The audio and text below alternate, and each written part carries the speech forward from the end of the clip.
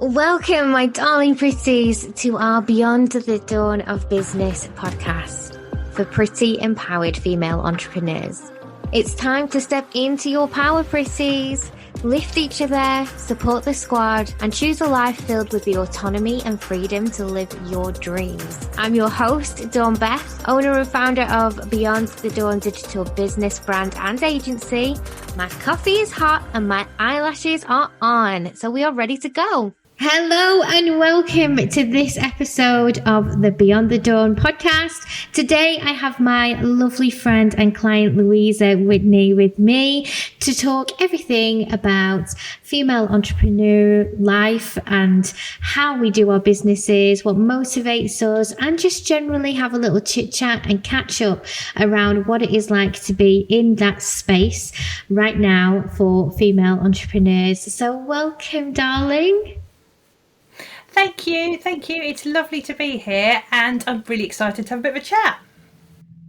No, it's good to have a little lunchtime get together. Although I do wish that we would do it in person with mimosas sometime. I think that could be pretty good rather than just between the screens. But it is fantastic for us, obviously, to get this time. And, you know, at the end of the day, it is good to connect. It's good to connect with like-minded people and just chat and be. Definitely. So how are things for you at the moment? What's going on for you in terms of business? So my business is divorce and separation. So I'm a family mediator. I help couples who are separating to make arrangements for what happens next. And I bring them together to talk about that, and it can be a little bit fraught, and it's probably fair to say it's been a little bit more fraught because going through a separation as well as having dealt with a global pandemic is pretty hard work. So the biggest thing I see, I suppose, is people that are overwhelmed. They've dealt with homeschooling, they've dealt with the pandemic, and now they're also dealing with a separation. So I think the way that I come at it is making sure that I have the skills and the compassion to be able to hold people who are finding it perhaps a bit tougher than people did in that space 3 years ago.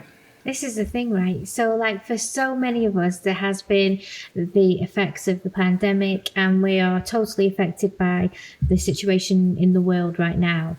But when it comes to actually separating with somebody, which is already inherently such a difficult process, how do you even begin to know what it could be like for someone who has been through all of the emotional grief and then had a global event happen that obviously will affect their emotional and mental state, and all of the additional things that come with that, all of the normal things that come with that, like parenting, splitting assets, all of those different things. It must be absolutely exhausting. How do you find it?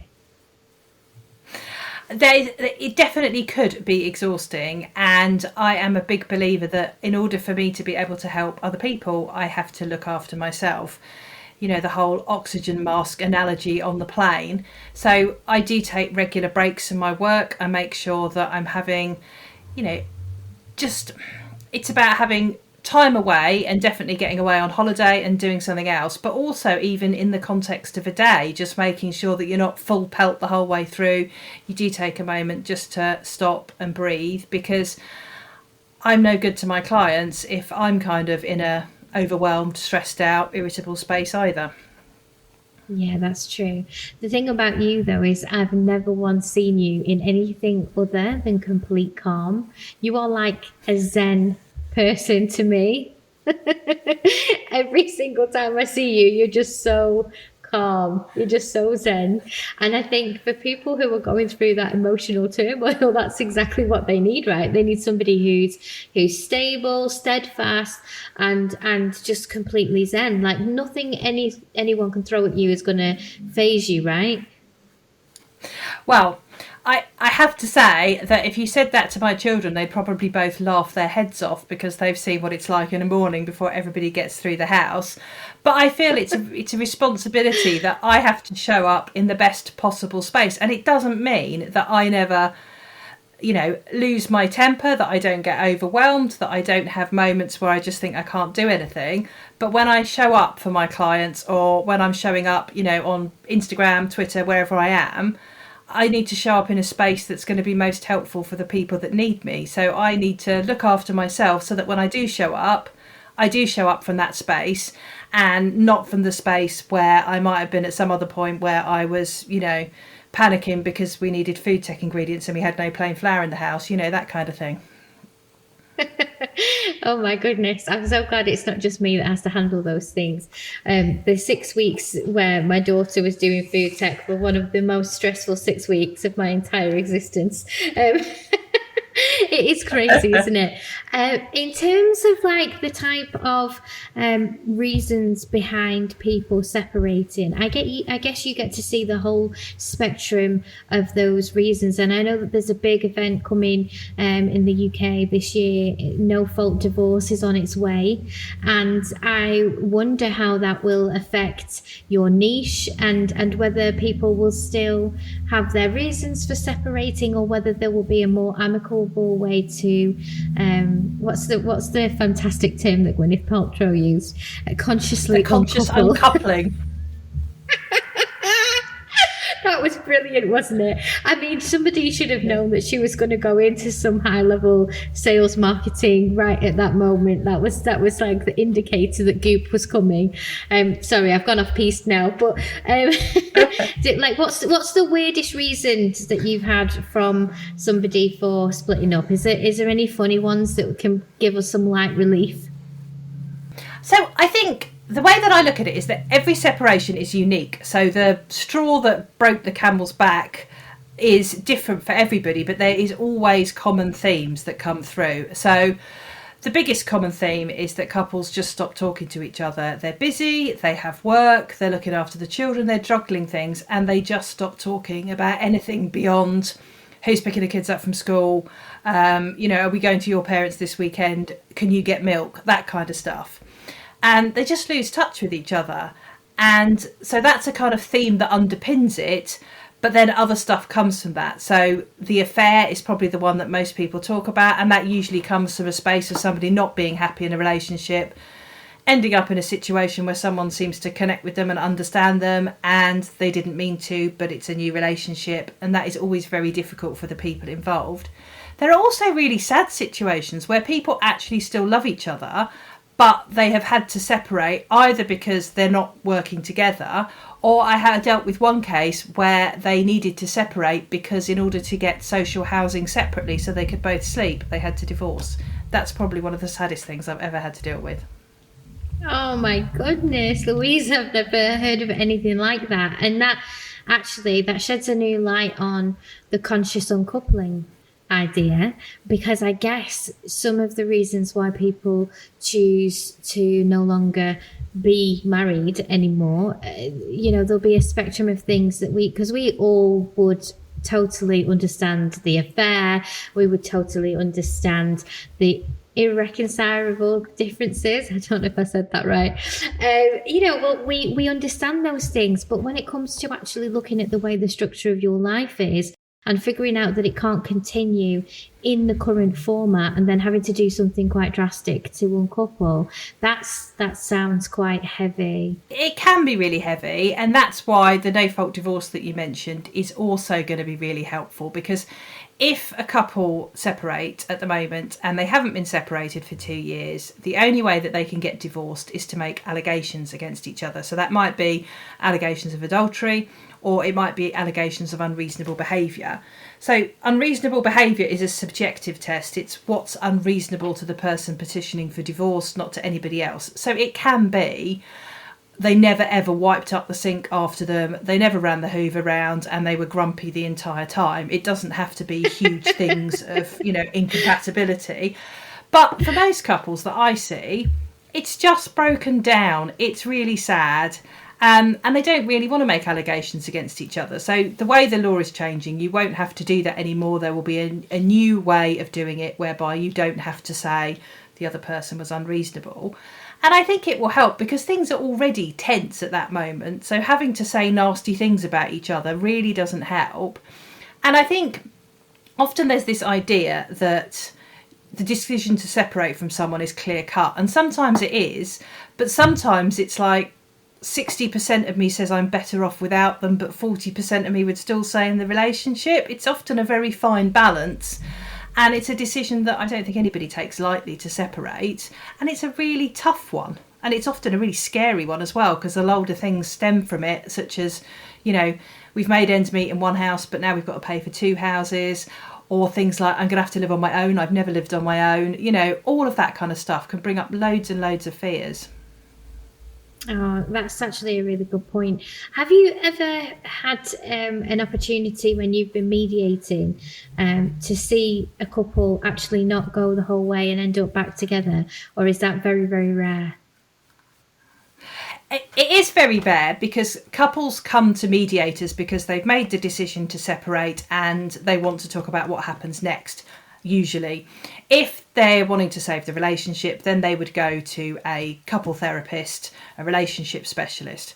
But occasionally people fall in this no man's land where they're not sure whether the other person really does want to try, so they're not sure whether it's worth going to a couples therapist, but equally they haven't quite made the decision to separate.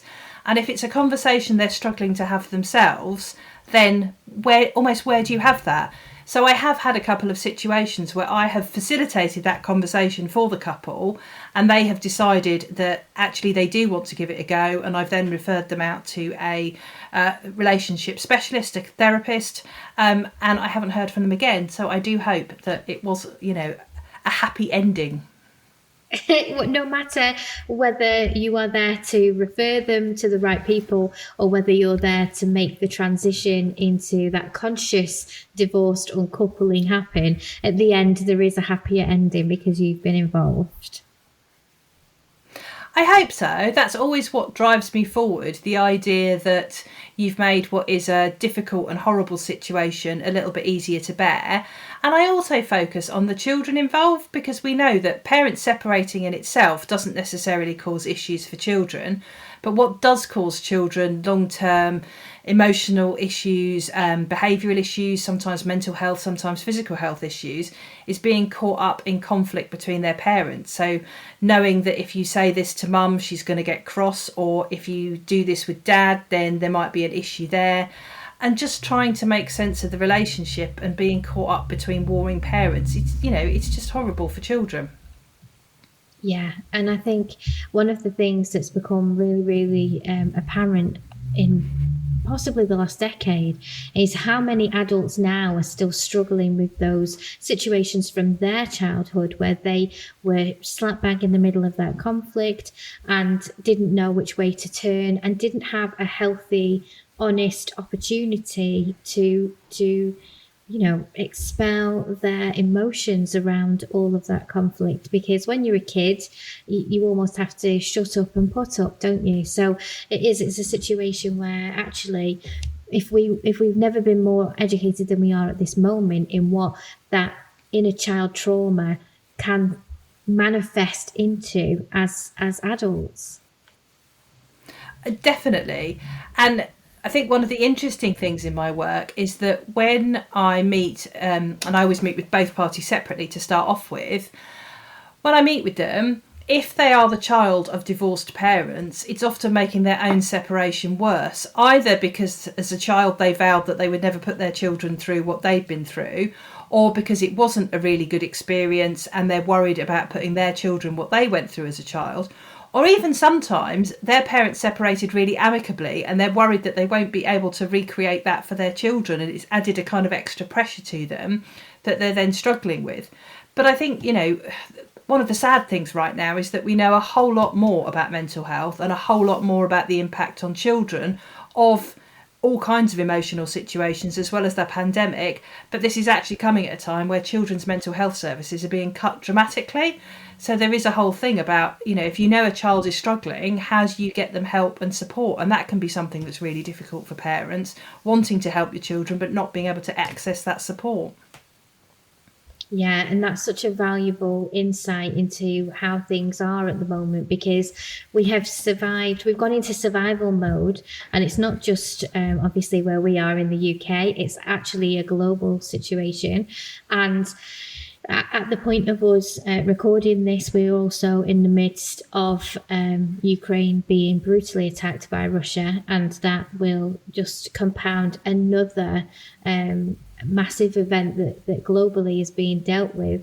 And we are kind of reeling a little bit. I mean, 2022, you would have thought that at this stage in humanity, we would have a lot of things available to support us as humans. And I feel like actually at this moment in time, if we just take a snapshot of where we are, we're actually dealing with a lot of stuff from every single angle. And a lot of the services that we perhaps would have been able to rely on a couple of years ago have not yet recovered from the global pandemic. We know that obviously funds and attention are going in other places. And this is what I love about the work that you do. When you and I first connected and you told me what you did, although I knew about mediation and I had connected with some other people in this space, I didn't actually fully comprehend just how wonderful it could be to work with somebody like yourself, and actually why this isn't available as a service, as an open service, just for everybody. And I know that there's things like Relate, which is more about relationships, and I know that there are some citizens advice support that you can get out there. But in terms of how you actually create this framework that allows amicable, open communication for these couples so that they can navigate that emotional and mental well-being within their household whilst they're going through the transition, it's priceless. And I wonder how many people are out there that don't know that you exist, that you are there, kind of like the secret source, helping people behind the scenes just keep their shit together. Because it's one of those things that people, they probably would think, well, what is a mediator? You know, who do you go to a mediator? What do you go to them for, and how can they help? And that's why I really, really have loved watching you flourish and watching you grow, and more people getting on board, because you are also that connector piece between the relationship therapists before the solicitors. You know, you're wedged beautifully amongst all of these other areas of support. But actually, you can quite often be the one that gives the kick into the right direction. You can signpost those couples to the right place. And I think that's one of the wonderful things about working with you, is that it's enabled me to understand how to communicate all that I have with people in a wider way. Because I think it's important for me to provide the service that I do to people, but equally it's important to communicate with more people that this is out there. And it doesn't matter whether you don't come and see me, there is a whole wealth of family mediators out there. It's probably also important to mention that legal aid, which is not available for getting a solicitor in most family breakdowns, is available for mediation. There's also currently a government voucher scheme whereby if you want to make arrangements about children, you can claim up to £500 towards the costs of your mediation. And the reason for that is that the government bluntly want people to try and sort out their own family issues wherever they can, so that they're not using the court system, which has huge delays in it and huge problems. And I do really believe, obviously I'm biased, that mediation is a process that can hold you. So you can start when you first separate, but it may be that it's too soon to talk about things. So you can then go out, maybe get some counselling if you feel you're not coping very well, get some advice from a solicitor so that you have more realistic expectations about what's likely to happen going forward. And then you can kind of come back into the mediation space. So you're held throughout that whole transition, but going out to see other people as and when you need that support. And if I had £1 for every time someone had said to me, I don't know what I'm supposed to be doing, honestly, I would be retired on a Caribbean island probably, although I'd probably be quite bored. Because why would you know what to do? No one teaches you this stuff. Like, it's not like you get sat down in school and someone says, well, if you separate, this is what happens. Why would you know? You know? And I think you're absolutely right about what's happening. Yeah, about what's happening in the world at the moment. It kind of feels like a collective trauma. It breaks your heart to look at people in that war zone, but the ripples are felt by everybody around watching it. And, you know, personally, I feel for our poor children who have gone through the pandemic like all children worldwide and are now seeing these kind of things on the news and trying to make sense of the world that they're going to, they are a part of, and which they will be playing an even bigger role in as they get older. And if part of my work can be to help teach people the communication to make things a bit more peaceful, then, a drop of water in an ocean, I would be pleased to place that drop. Yeah, absolutely. And I think sometimes we can look at these massive global events and we can look at the trauma and, like you say, the collective trauma. I love that saying. That's exactly what it is, a collective trauma. And perhaps not recognise how us, the individual people, can do good things to support getting through this in the best possible way. I'm not suggesting that there is a good way of getting through this. A lot of the damage, as we're speaking right now, damage is being done that will never be able to be reversed.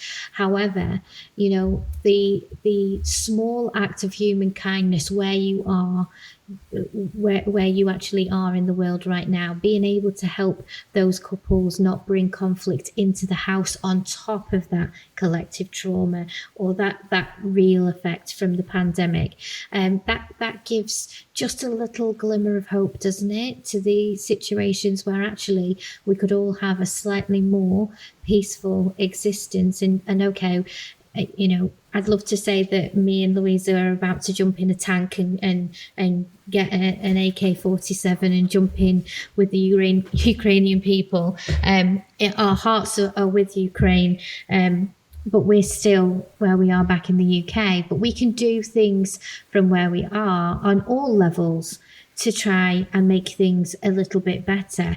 So, in that family unit where the conflict is there, where that relationship breakdown is occurring, where those children perhaps are already dealing with outward stresses that we never had to deal with when we were children, and have no idea how that is emotionally affecting them, that probably won't be apparent for years to come. So doing that and helping those people, it's such important work, and you must feel so proud to be able to get in there and do the messy work that so many people perhaps would turn away from, but is so necessary.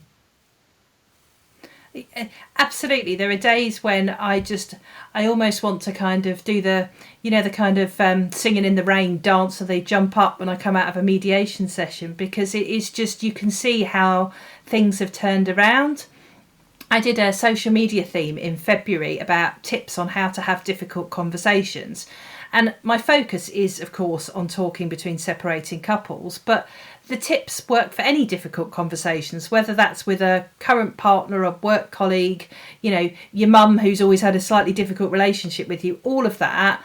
Those difficult conversations, if we can have those difficult conversations without them turning into arguments, that's a really valuable way of just turning the conversations around so that they don't drain you, so that they are more constructive. I talk a lot about the 3 C's, being calm in communication, being constructive, and being compassionate. Because if you are constructive, you can usually achieve more things, and being calm usually helps you be more constructive.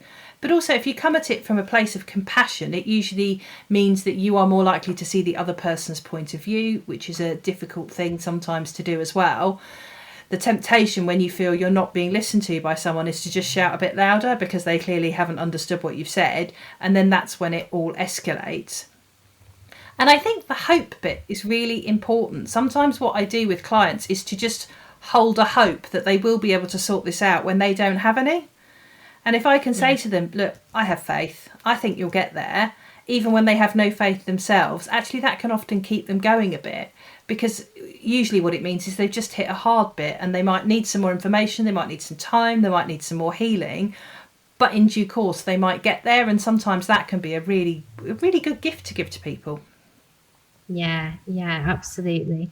And it's like being a library card and allowing people to check out and borrow that belief and that faith just for long enough for them to see that actually there is the possibility here of having maybe not the most positive outcome, but certainly a more positive outcome than they can see themselves without that additional support.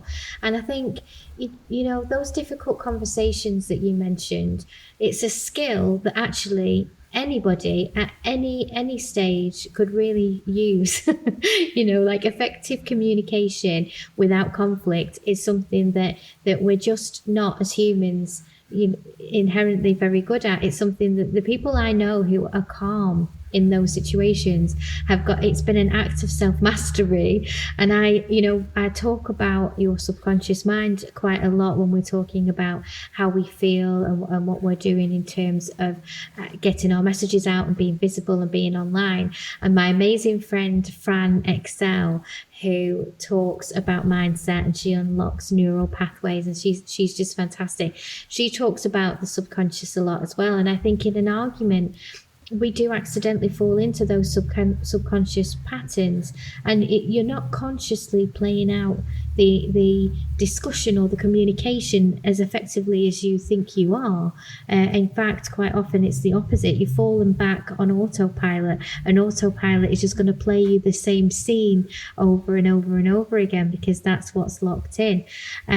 So yeah, I mean, what I love about what you share now on your socials is not just about people who obviously need the mediation, and of course that's a wonderful thing for people to be able to recognize from you, because that's what you do, but even for couples who perhaps are in that state where they haven't made the decision yet, where they haven't quite figured out whether it's time for mediation or time for a guidance counsellor in terms of like a relationship specialist, or whether it is time for just straight down to the solicitor's office. It's good for those people who are in that stage of, this isn't right and I don't know what to do about it, and what can I do about it? So that whole theme in February, I bet you've helped so many people that you don't even know you've helped.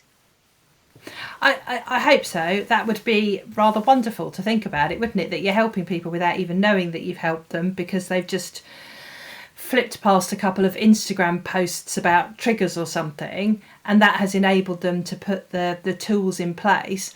One of the things that I have is a PDF about making that decision about how to separate, because sometimes you just don't know. Like, it feels bad, but there are good bits. So how do you make that decision? And I just shared some tips in there to help people make the decision. Sometimes it is just a bad patch because of the fact that you've had all the pressures, many of them we've already talked about. And sometimes it's something that is a bit more fundamental underneath. The amount of clients I have who kind of say it hasn't been right for years, sometimes many, many years, or that, that whole, well, we were very different people, and when we were first together, that was really exciting, but then we had children and we both very different as parents, and now what was exciting now feels like a massive burden that we can't get over. So, yeah, the thought that I kind of shared a few things with people that have given them tools to enable them to resolve things in a way that works better for them it's magic, really, isn't it? The power of social media in a good way. Yes, and we need to do more of that, because there's such a negative outlook on social media at the moment. So many people are seeing, the noise and the bad practices and the fake news and the ridiculous, rages from world dictators that we don't agree with. And they look at social media and they just hate it. And I think sometimes this is why the helpers and the good people need to be on social even more. It's not that we should desert it. What we need to do is represent the wider of humanity, because we are actually inherently good. I believe we are more good, and we have to have that voice out there, otherwise it will be squashed forever, And yeah, I'd love to think that is happening for people of just accidentally falling across your page, finding these wonderful tips and hints, downloading the PDF and being immediately supported, because you're so good at being able to see things for what they rationally are. And when you're in that emotional space, you can't see those rational things. No, absolutely not, and I'm not going to sit here and say, I am always calm and I always things together. I have moments where a small problem has occurred, and then within 10 minutes, I'm like, that's it. This is doomsday. Everything is going to go wrong. Everything, it might be that I haven't had any new inquiries in the business in a week, and that's it. It's going down the pan. There's nobody. It's not going to happen again. We all have these moments where you're a bit under pressure, you're not rational, and you go to your worst fear. So being able to have the skills to just say to yourself, hang on a minute, what's fact here? What's reality? Let's just take a few moments, sit down, take a few breaths. Or in the worst case scenario, to have good people who can say, I'm panicking about this, and they can say, right, it's okay, we can calm this down. You know, you've gone several stages on from where you actually are now, come back to where you are now and let's deal with that. And I think, in thinking about social media, I really believe that you have to put your energy where the good stuff is. So if you see the good stuff, you know, and I look at all the people since war in Ukraine, all the stuff about people who are donating, people who are trying to source help, people who are doing things, wonderful moments that have come out of that. You know, there's babies being born in war zones, which is a horrific way to be born in, but there is new life there as well. And I think sometimes you have to focus on seeing the goodness rather than seeing the badness, because otherwise you'd just lose faith, really, wouldn't you? Yeah, it's the same thing. We're just borrowing faith, like people are doing with us.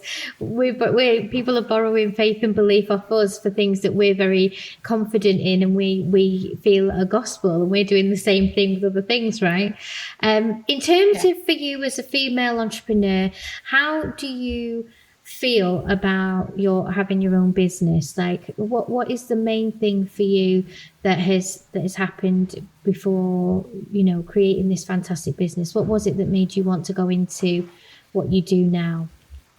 That's a really, really interesting question. So for me, I was working as a family lawyer and I became quite disillusioned with it. The way that I describe it to people is that I felt that when I was working as a family lawyer, a family solicitor, I was helping people to put out fires that they had just started. And when I did my mediation training, I realised that I could teach people how to avoid starting fires. And I spent a bit of time with one foot in each camp, but I really came to the conclusion, firstly, that was where my heart lay. I loved the mediation, but also secondly, that it's better to try things and fail at them than to spend your entire life thinking, I wonder if I could have done that. So I left my job as a solicitor and I set up my family mediation practice. And if you'd have said to me at that point, oh, you're a female entrepreneur, I'd have gone, what? No. What do you mean? Because as far as I was concerned, I was just running the business because I did that to be the mediator and to offer the services. So it has very much been a journey for me to realise that actually there is a whole business side that I didn't know about, and that I've had to learn about and get skilled people like you involved to teach me things and help me with things. But also such a big thing about the mindset of actually embodying the fact that, yeah, actually, I am an entrepreneur.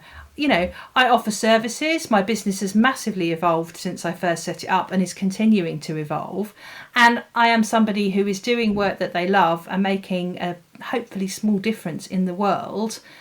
And massive difference. There's a lot of people that aspire. Yeah, there's a lot of people that aspire to that. And that was something it took me a while to get my head around, the fact that there's people in the world that want to be me. And I spend a lot of time having Zoom coffees with people who are on that journey, because I'm always happy to share in the same way that people shared with me when I first set up. And that's a kind of part of paying it forward to me. You know, if the world can have more mediators in it, won't it be a better world?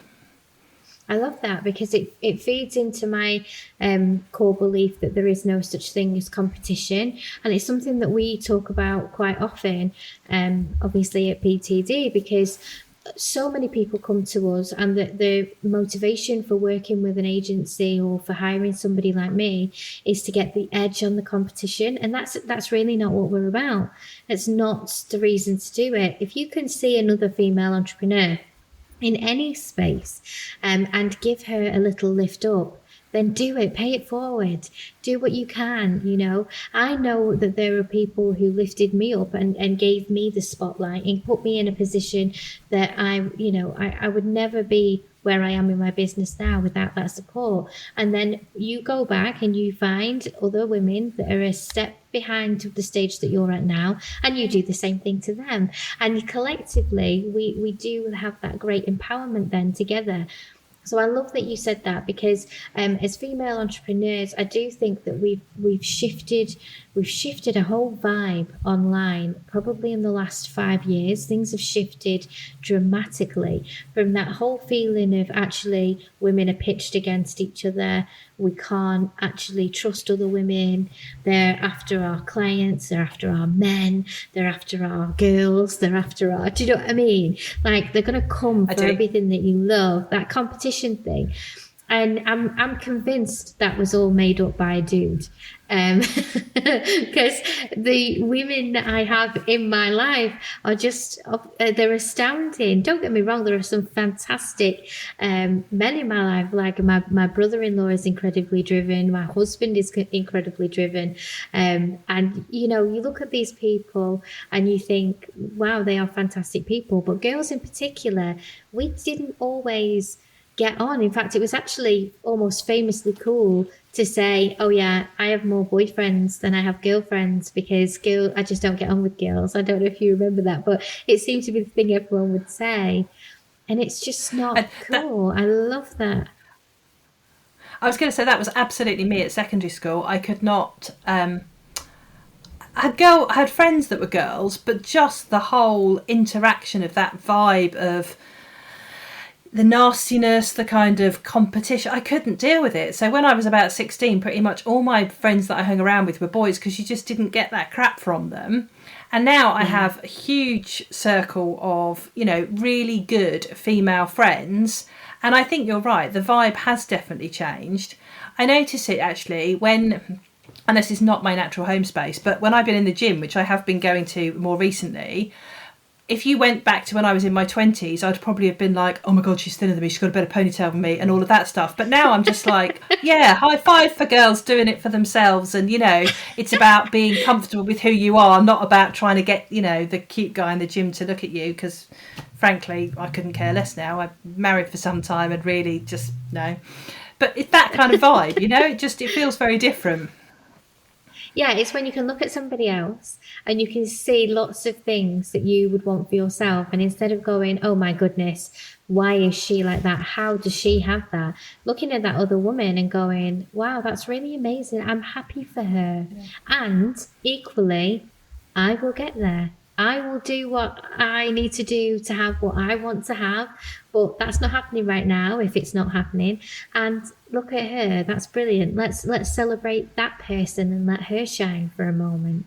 And I think it's such a different shift. And without the relationships that I have in this female entrepreneurial space, I would not have the business that I have now. I rely on those relationships for my emotional well-being. And, you know, people think once you get to a certain level of business as well, that perhaps you no longer need that level of support. And that's boo-ha. The more you do, the more of that support that you need. I rely on my trusted friends, my female entrepreneurial kind of community so regularly. And it's such a beautiful experience. It's like Louisa, it's like having a bunch of tiny female mediators to support you with, you know, all the difficult decisions and things. It's just, and you are so skilled in both of those areas and such a valuable member of the community that it's just a wonderful thing. I agree with you wholeheartedly. There's a number of female mediators like me who run their own practices, and we quite often have a little kind of message around going, oh, this has happened today, I'm a bit worried about this or what, and it's always the kind of, but you did the right thing, that's awesome, the kind of cheerleading. And it is a valuable support because sometimes if you are kind of working on your own, you've got your own business, it can feel a bit lonely sometimes. So just having those trusted people that understand the space you're operating in to talk to and offload to and just cheerlead as well is phenomenal. It is, it's so good. So what is coming up next for you? I'm excited. What is on the horizon for you in your business now?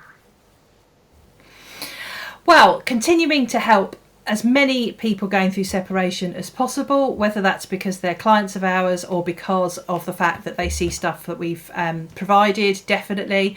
My big theme for this year is doing more training for family lawyers, family mediators, and I ran a workshop last week and I've already got people on a waiting list to run it again, which is just brilliant. And I'm running a workshop for family lawyers and mediators at the end of the month about being a highly sensitive person in our area, which if you'd have told me I was going to run that 10 years ago, I'd have been like, what? No way. But actually more and more people, I think, need the support and to be helped down the journey that I have of managing something that can be really difficult, that can be challenging from the perspective of being highly sensitive. So I'm really excited to run that, and I've got other training courses coming up, and I love training. I love supporting other mediators. I love sharing my knowledge with other mediators and lawyers. It's a really fantastic thing to do. That's amazing. That sounds so wonderful. And I didn't know that you had so much in terms of training on, which is fantastic, because I bet that there are people out there who are in your industry, and I say that loosely, in your niche is probably the best way to describe it, but they just don't have that kind of hands-on experience. And I bet every single time you sit down with a couple or have those individual meetings with a couple, that experience level for you, figuring out what is required and what is missing in that niche, in that industry, is elevated. It's easy for you then to figure out, actually, highly sensitive people, for instance, aren't getting the support that they need, or you actually being the provider of that service as a highly sensitive person may need more support. And those areas, and unless you're all the way in it the way you are, you just wouldn't know that that's required. And that's what's really beautiful about being able to offer those trainings, because it comes from a real place. It's not just a pie in the sky, perhaps this would be a good idea for the industry. That's a real, okay, there's a gap here, somebody needs this support, let's make sure that support is available, which essentially ties back into your whole purpose. Absolutely. And I think one of the wonderful things to me is that when I was working as a lawyer, I really felt like I couldn't learn anything else. I was up to my, eyebrows in it. I was overwhelmed. And actually, since I set up my mediation practice, it's been like a thirst I can't quench. There's always other stuff that I can learn. I see things that happen in my work and I'm like, all right, I need to know that now. And, legal training used to certainly be dull. The amount of times I used to sit in a conference centre and someone would tell you case law all day and you would try not to go to sleep and have 3 coffees in the afternoon. But the amount of things that I've learned, even doing 2 levels of Reiki training, it's not strictly relevant to my work, but it's given me an understanding that I then bring into the mediation room, which means I can understand more about the sort of energetical interchanges and stuff like that. All of it helps me to be better at what I do, and that's ultimately the point. And then if I can teach other people about it, they can be better at what they do, and everything just grows from there. Yeah, and you're able to help even more people through training the people that will then go out and help those people, right? And what I love about this, and this is a really relevant thing for female entrepreneurs in general, is that actually when you have your own business, nobody else is telling you what you're allowed to focus on and what you're allowed to bring in. You have the autonomy to say, okay, Reiki isn't exactly like a direct link to what I do, and yet I see a benefit in that. I'm going to learn more about that, and I'm going to figure out how we can bring the positive steps of that particular practice into what I do on the daily, which is honestly that level of freedom. If you're listening to this podcast today and you're at the stage where you haven't started your business yet and you have ideas like that, and you're ready to kind of quit the 9 to 5 and get on with it, that is one of the most beautiful things about having your own business. Nobody can say to you, actually, I don't see the relevance in that direct link between this and this, and therefore you can't explore its worth. Because if I'm getting excited, I'm trying not to get too overexcited and be too loud in the microphone, but I'm starting to bounce about. I can see myself in the camera starting to bounce about, because when I was back in corporate and I loved my job, and I still adore the company that I worked for, but very much I had ideas of things that I wanted to bring in, and there was always 2 or 3 people that would have to say yes to that before it would even be a possibility. And quite often you get to the stage where you're saying, oh, I really think if I was to learn this thing, it would support me in doing this thing. And if other people can't see it, or if there isn't the budget for it, or if you're not in a seat where that level of investment is appropriate, you're not getting that thing unless you go and do it outside, which ultimately is something that I did do. But you go and do it outside of that. when you have your own business, you have that complete autonomy. Nobody is saying to me, no, Donnie, you can't go and get your certification in positive psychology because we don't understand how that relates to marketing. And it's like, you know what? You don't have to, because it's my business. I'm going to go do that. So how beautiful is that to be able to do that, and for you to be able to go, okay, so other people may not be able to see how this methodology would feed into this, but I'm going to go and explore that. I'm going to go and see how that could work and what we could do to change the industry. And that is like the difference between being a business owner and being a thought leader. Yeah, absolutely. And I was getting just as excited as you were when you were saying that. It is just, that's how ripples of change happen, isn't it? Ultimately. Yeah.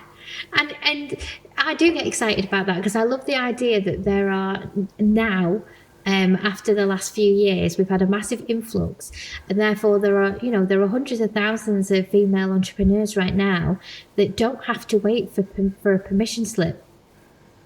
And I know that's like, I feel like I need a microphone and to drop it. I mean, I've got a microphone, but I'm not dropping this one. Could you imagine the bang on the podcast?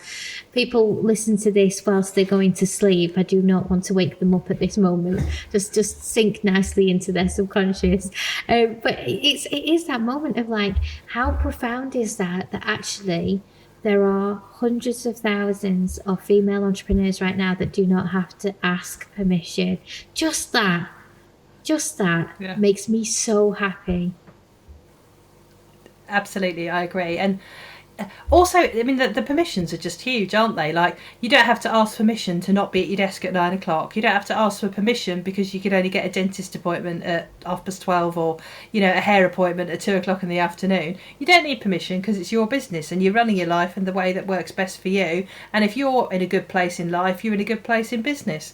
So, frankly, amen to tearing up the permission slips. Yes, let's tear them up. Tear them up. All right, my darling. Well, thank you so much for joining me today. I know that the pretties that are listening will want to come and find you. Whereabouts can they find you on the lovely internet? Where do you hang out? So my website is lkwfamilymediation.co.uk, and I'm on all the social media channels, so you can find me. My two favourites would probably be Twitter and Instagram, but come and find me, Louisa Whitney. I'm sure if you search, I will come up. Amazing. Okay, well, thank you so much for being with me here today. It's been lovely to chat to you. And for everybody listening, thank you for joining us. I hope that you will subscribe and give us a like and give us a review, because I've not had a review in a while. Give us a review and let me know how we're doing. And if there's anything you'd like us to discuss on this podcast, please do reach out to us and let us know. Thank you so much, Louisa. Have a fantastic day, and I'll speak to you again soon. Thank you. If you're loving our Pretty podcast, come on over to Social Pretties, our online safe house and sisterhood community. It's a safe space where female entrepreneurs connect and thrive in a warm, welcoming fold of pretty amazing women. You'll find an easy redirect in the description, and I can't wait to see you in there. And depending on where you're listening right now, we would love it if you would click subscribe or follow so that you can be the first to know when our new podcasts come out.